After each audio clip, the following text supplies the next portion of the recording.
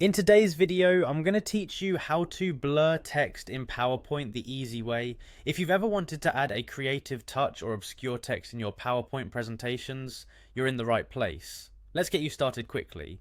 First off, open PowerPoint on your computer. Make sure you have the presentation ready that you want to work on.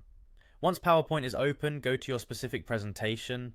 This will be your working document, and it's ready for you to perform some magical blurring techniques on your text. Next up, we'll want to start by selecting the text you intend to blur.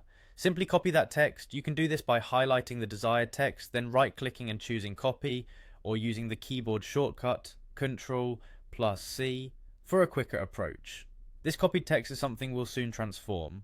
Now direct your attention to the Home tab. This is where we'll begin to move into turning that text into a picture. Look for the Paste drop-down option, which is located under the Clipboard section in the Home tab.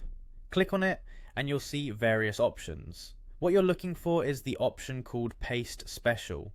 Go ahead and click on this option. Once you're in the Paste Special window, you'll see several choices for how to paste the text, but we want to choose Picture and specifically save it as a JPEG.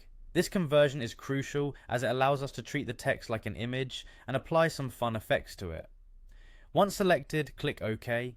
At this point, make sure the new image is selected and then navigate over to the Picture Format tab. Located on your PowerPoint ribbon, this tab houses all the options for image manipulation.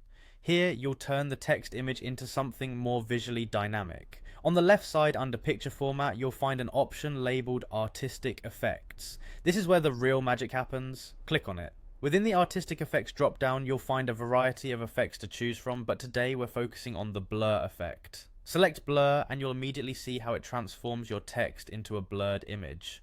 And there you have it.